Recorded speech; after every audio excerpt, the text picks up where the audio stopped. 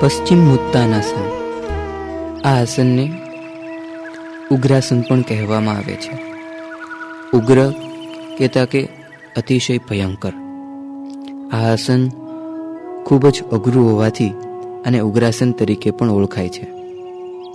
બીજું કે જેને કમરનો દુખાવો હોય તેને આ આસનનો અભ્યાસ કરવો નહીં, અને જેને કમરનો દુખાવો ન થવા દેવો હોય તેને અવશ્ય કરવો. પદ્ધતિ: સૌપ્રથમ બંને પગને આગળ સીધા કરો. બંને હાથને બંને ઘૂંટણ પર રાખો. ઊંડો શ્વાસ લેતા બંને હાથને બાજુમાંથી ફેલાવી ઉપરની તરફ લઈ જાઓ અને પૂરેપૂરું શરીર એકદમ ઉપરની તરફ ખેંચો. ત્યારબાદ શ્વાસ છોડતા ધીરે ધીરે ધીરે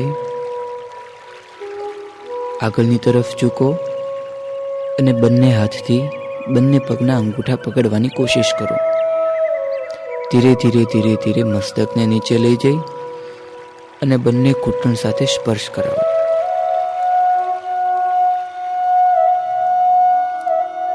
30 સેકન્ડથી શરૂ કરી અને આ આસન ધીરે ધીરે ધીરે 10 મિનિટ સુધી કરી શકાય છે.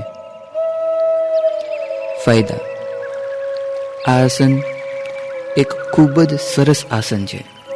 તે શ્વાસને બ્રહ્મનાડી કહેતા કે સુષુમ્નામાંથી વહેડાવે છે અને જઠરાગ્નિ પ્રદીપ્ત કરે છે.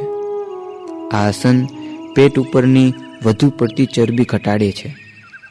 આ આસન મૂત્રાશય, હોજરી, પિત્તાશય વગેરે પેટના અવયવોને કાર્યશીલ બનાવે છે. પશ્ચિમોત્તાનાસનથી આંતરડાની આકુંચન અને સંકુંચનની ક્રિયાને વેગ મળે છે, જેથી ખોરાક આંતરડામાં એક જગ્યાએથી બીજી જગ્યાએ જાય છે અને તેથી કબજિયાત, અજીર્ણ, કલેજાના દર્દો, મંદાગ્નિ વગેરેને દૂર કરે છે. ખાસ આ આસન કરવાથી સાંધાઓમાં સ્થિતિસ્થાપકતા આવે છે અને કમર દર્દ મટી જાય છે. શરીર સુડોળ અને ઘાટેલું બને છે. પગના સ્નાયુઓ સશક્ત થાય છે અને આ આસનથી ઉર્ધ્વશ્વાસ કહેતા કે હેડકીના રોગો મટે છે.